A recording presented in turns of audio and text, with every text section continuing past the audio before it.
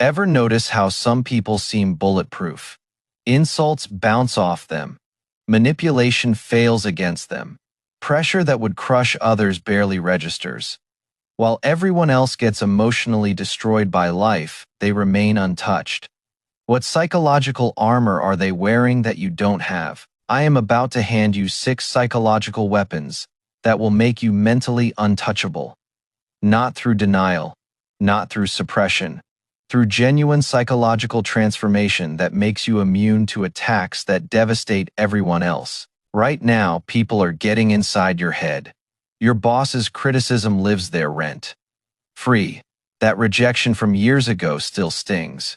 That person's opinion affects your decisions. Your mind is occupied territory, and you've been the one holding the door open. Here is the brutal truth. Mental vulnerability isn't weakness you were born with. It is weakness you've trained.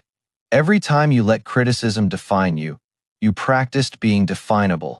Every time you let manipulation work, you practiced being manipulable. Your current state is the result of psychological habits that can be replaced. Machiavelli understood psychological warfare 5 centuries ago. He knew that the mind is the ultimate battlefield, that whoever controls your mental state controls your actions. That psychological invincibility is more valuable than any physical advantage. By the end of this video, you'll possess 6 weapons that transform your mental landscape. You'll understand exactly how to become untouchable by criticism, manipulation, rejection, and pressure. And you'll never be psychologically vulnerable the same way again. Are you ready to become mentally invincible? Drop this affirmation in the comments. My mind is a fortress. Weapon number 1. The frame control technique. Here is the foundation of mental invincibility. Whoever controls the frame controls the interaction. The frame is the context, the meaning, the interpretation of what is happening. Control the frame and nothing can touch you. When someone insults you, they're offering a frame. The frame says you are what they called you. If you accept this frame, you are hurt. If you reject this frame and impose your own, the insult bounces. Frame control is the first line of mental defense. Here is how frame control works in practice.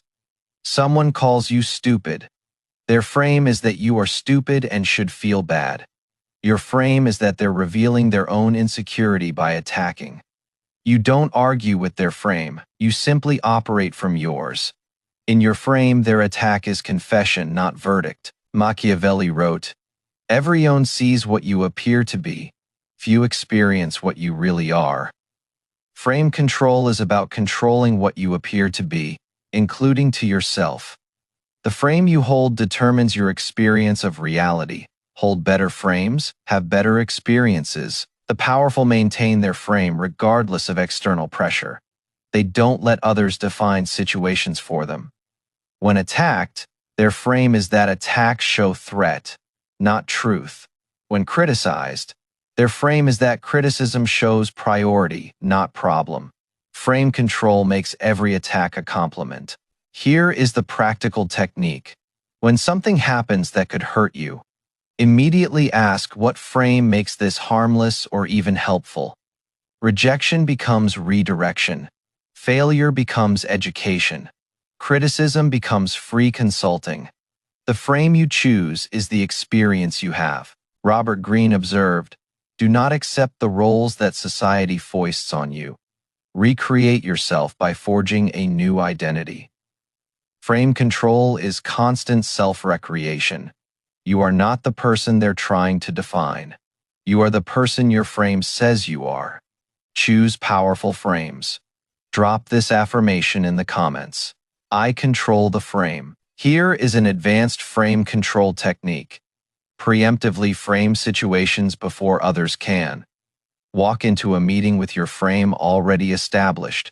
Enter a difficult conversation with your interpretation already chosen. The first frame usually wins, so be first. Another technique is frame stacking.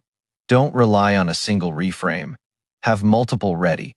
If someone insults your intelligence, frame 1 is, they're projecting insecurity. Frame 2 is they're testing to see how you respond. Frame 3 is they're providing useful information about themselves. Multiple frames make you impervious. The ultimate frame control is framing attacks as compliments automatically. If someone's attacking you, you matter enough to attack. If someone's criticizing you, you are significant enough to notice. If someone's trying to hurt you, you are threatening enough to warrant the effort.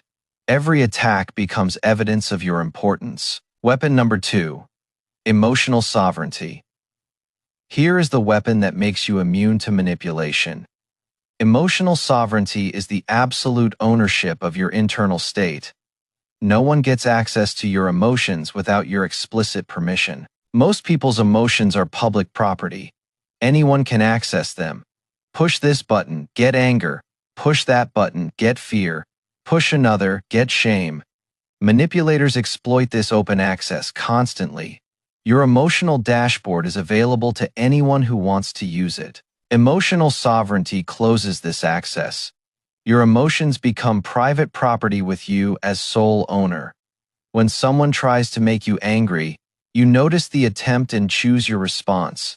When someone tries to shame you, you observe the tactic and decide whether shame is appropriate. Marcus Aurelius wrote, "You have power over your mind, not outside events. Realize this, and you will find strength." This is emotional sovereignty in Stoic language. External events don't create your emotions. Your interpretation does. Own the interpretation, own the emotion.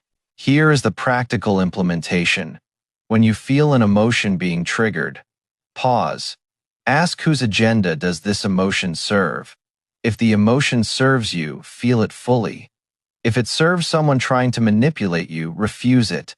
This pause is where sovereignty lives. The emotionally sovereign person is terrifying to manipulators. Their usual tactics don't work. The buttons that control everyone else are disconnected here. They can't guilt, shame, anger, or fear their way to control. The sovereign is untouchable. Machiavelli noted that those who could not be emotionally moved were the hardest to defeat politically. Emotional sovereignty is political power over your own life. Without it, anyone can rule you through your feelings. With it, you are the only ruler of your internal kingdom. Drop this affirmation in the comments. I own my emotions. Here is a practical technique for building emotional sovereignty. When someone attempts to trigger an emotion, consciously choose the opposite. They want you angry. Choose calm. They want you afraid. Choose confidence. They want you ashamed. Choose pride. This deliberate opposition builds the sovereignty muscle. Another technique is emotional delay. When triggered, don't respond for at least 3 seconds. In those seconds, ownership transfers from automatic reaction to conscious choice. The pause is where sovereignty is exercised. Without the pause, you are a reaction machine. With it, you are a choice maker. The highest form of emotional sovereignty is being able to feel an emotion fully without acting on it. You can be angry without acting angry. You can feel fear without acting afraid. The emotion exists but doesn't control behavior. This is complete ownership of your internal state. Weapon number 3, the validation vacuum. Here is a weapon that makes you immune to both praise and criticism. The validation vacuum is the deliberate elimination of need for external approval. When you don't need validation, neither giving nor withholding it controls you. Most people are validation addicts. They need approval like oxygen. This need creates massive vulnerability. Promise them approval and they'll do almost anything. Threaten to withdraw approval and they'll comply desperately. The validation need makes them puppets. The validation vacuum removes these strings. When you genuinely don't need others' approval, the promise of it doesn't attract you and the threat of losing it doesn't scare you. You become psychologically free in a way that approval addicts never experience. Here is the counterintuitive truth. Praise and criticism are the same weapon. Both assume your self-worth depends on external judgment. Both attempt to control you through your validation need. The person who craves praise is vulnerable to both praise withdrawal and criticism. The person who needs neither is vulnerable to neither. Machiavelli observed rulers being controlled through flattery as easily as through threats. The validation need creates equal vulnerability in both directions. Only the person who has transcended this need is truly ungovernable. Here is how to build the validation vacuum. Start sourcing approval internally. Set your own standards. Meet them, approve of yourself for meeting them. This self-validation muscle, exercised consistently, eventually becomes strong enough that external validation becomes irrelevant. The test of the validation vacuum is how you respond to unexpected praise and unexpected criticism. If unexpected praise makes you glow and unexpected criticism makes you defensive, you still have the need. If both register as data without emotional charge, you've achieved the vacuum. Robert Greene wrote, "Do not commit to anyone." Applied to validation, don't commit your self-worth to anyone's opinion. Keep it independent, keep it internal, keep it yours. That independence is the vacuum that makes you untouchable. Drop this affirmation in the comments. I validate myself. Here is the technique for building the validation vacuum. Every time you receive external validation, notice it, but don't absorb it. Think interesting but unnecessary. Every time you receive criticism, notice it, but don't absorb it. Think data but not definition. This practice gradually eliminates the need. Another technique is to validate yourself before seeking validation elsewhere. Did something well? Acknowledge it yourself first. Made progress? Celebrate it internally first. When self-validation comes first, external validation becomes supplementary rather than necessary. The validation vacuum doesn't mean you can't enjoy compliments. It means compliments are pleasant extras, not psychological necessities. The difference is crucial. Pleasant extras enhance a good life. Psychological necessities create dependency and vulnerability. Keep validation in the extras category. Weapon number 4. Psychological distance. Here is the weapon that makes you immune to emotional contagion and high-pressure tactics. Psychological distance is the ability to observe situations from outside them while functioning within them. Most people are fully immersed in their experiences. When things get intense, they're lost in the intensity. When emotions run high, they're swept away. When pressure mounts, they're consumed by it. This immersion makes them controllable. Psychological distance creates separation. Part of you experiences while another part observes. This observer self can't be manipulated because it is not participating. It is watching. And from that watching position, all manipulations become visible and defeatable. Here is how psychological distance works in practice. During any intense interaction, part of your mind narrates what is happening. They're trying to pressure me. I notice I am feeling defensive. This is a classic manipulation tactic. This narration keeps you out of the emotional flood. Marcus Aurelius practiced this constantly. His meditations are essentially records of psychological distance, observing his own reactions, analyzing situations from outside, maintaining the gap between experience and identity. The psychologically distant person is impossible to rush. They don't react immediately because they're observing before responding. They're impossible to sweep up because they're watching the sweep happen. They're impossible to overwhelm because part of them stands apart. Here is the training technique. In any charged situation, practice asking, what would this look like from outside? What would a neutral observer notice? This question activates the distance. Do it enough, and the distance becomes automatic. Machiavelli advised rulers to observe situations as if from a high tower.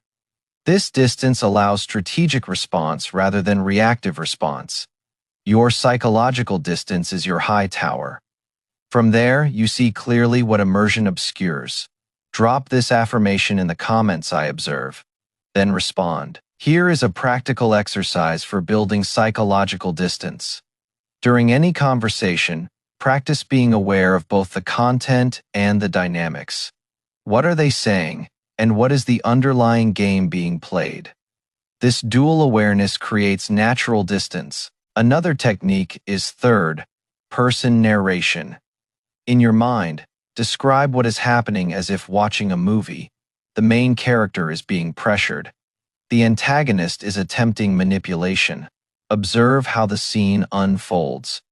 This narration automatically creates distance. Psychological distance also includes temporal distance. This moment feels intense, but how will you remember it in a month, a year, a decade? Adding time to your observation creates space that intense moments try to collapse. Time distance is perspective distance. Weapon number 5. The certainty anchor. Here is the weapon that makes you immune to doubt, confusion, and uncertainty attacks. The certainty anchor is an unshakable core of things you know to be true about yourself that no external input can disturb. Most people's self-concept is built on sand. One criticism makes them doubt their worth. One rejection makes them question their value. One failure makes them wonder if they're capable. Their identity has no anchor, so every wave moves them. The certainty anchor is a set of core truths about yourself that you've verified through experience and reason.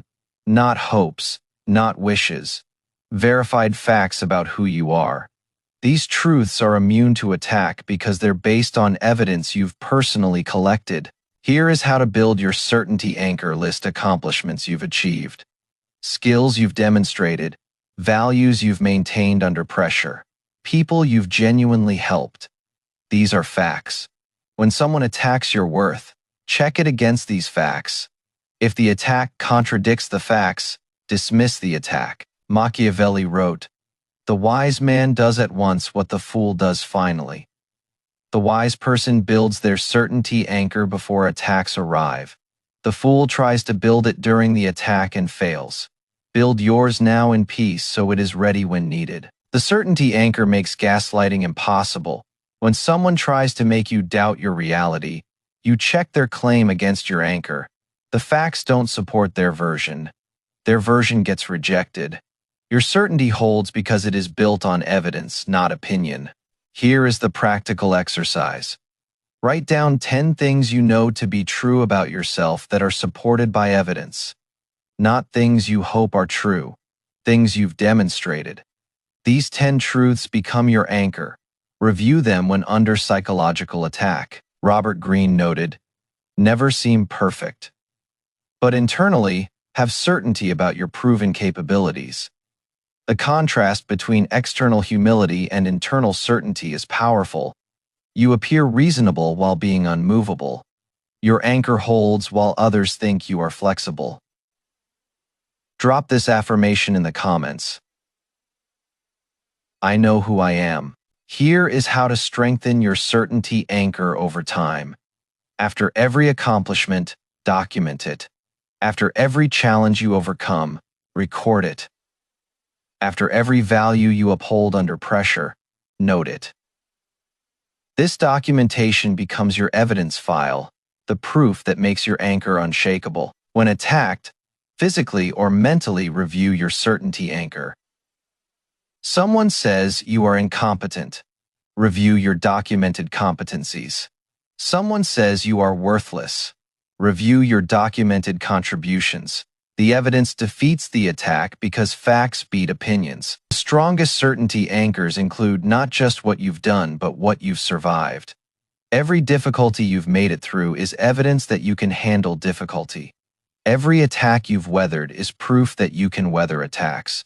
Survival itself becomes certainty. Weapon number 6. The perspective shift.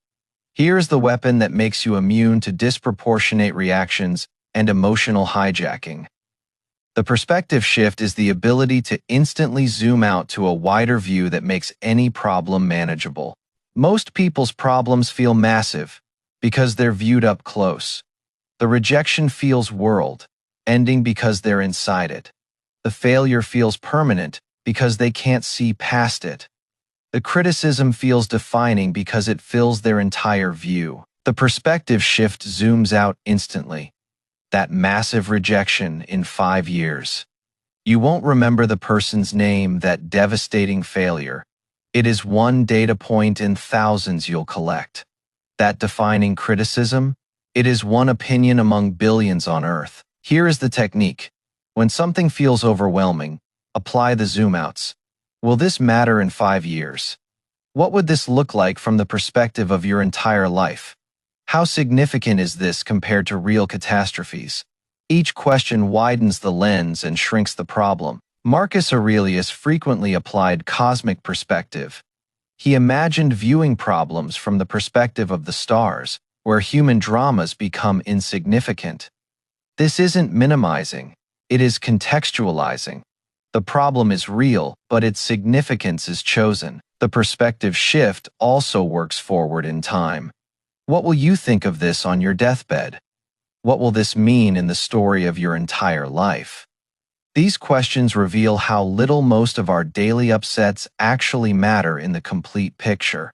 Here is the power of instant perspective shift. Emotional hijacking depends on narrow focus. When someone provokes you, they need you to stay zoomed in on the provocation. The moment you zoom out, their power disappears. The provocation becomes a minor event in an enormous life. Machiavelli advised maintaining the long view in political affairs. The same applies to psychological warfare. The long view shows that most attacks are meaningless in the larger story. The long view reveals that most problems are temporary.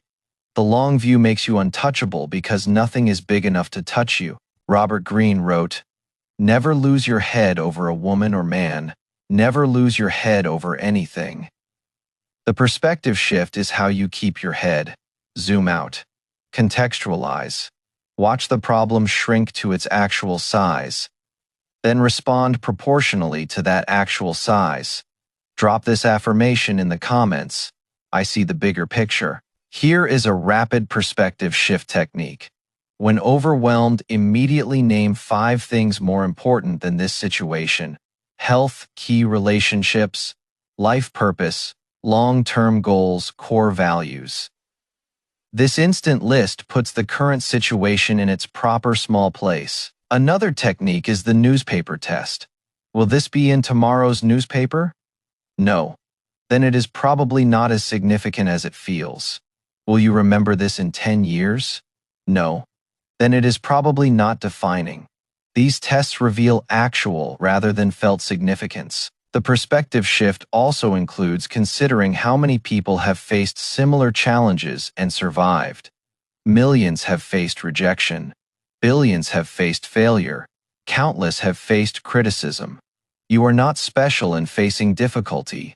You are human, and humans survive these things routinely. Sunday 2 wrote, "In the midst of chaos, there is also opportunity." The perspective shift reveals this opportunity that narrow focus obscures. When zoomed out, you see not just the problem, but the possibilities around it. Perspective doesn't just minimize problems, it reveals options. Here is what happens when you master all 6 weapons. When frame control, emotional sovereignty, the validation, vacuum, psychological distance, the certainty anchor and perspective shift become automatic. You become genuinely untouchable. First, insults lose their power. Your frame interprets them as revelations about the insulter, not verdicts on you. They bounce off without landing. Second, manipulation becomes impossible. Your emotional sovereignty denies manipulators access to your feelings. They can't guilt, shame, or pressure you because those buttons are disconnected. Third, approval. Seeking disappears. The validation vacuum means you don't need others' approval, so neither promising nor threatening it controls you. You are free in a way approval addicts can never understand. Fourth, pressure doesn't overwhelm.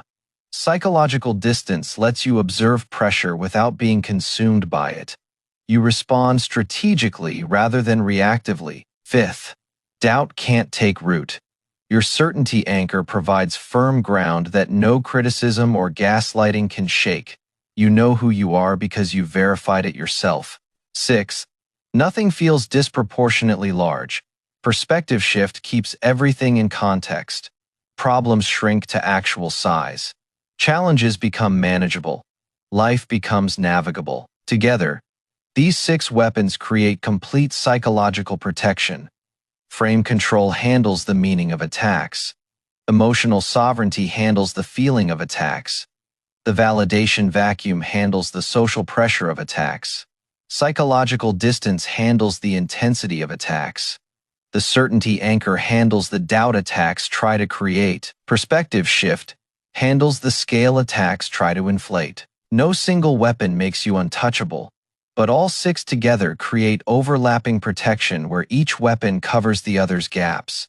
An attack that slips past frame control gets caught by emotional sovereignty. Pressure that overcomes sovereignty gets diffused by distance.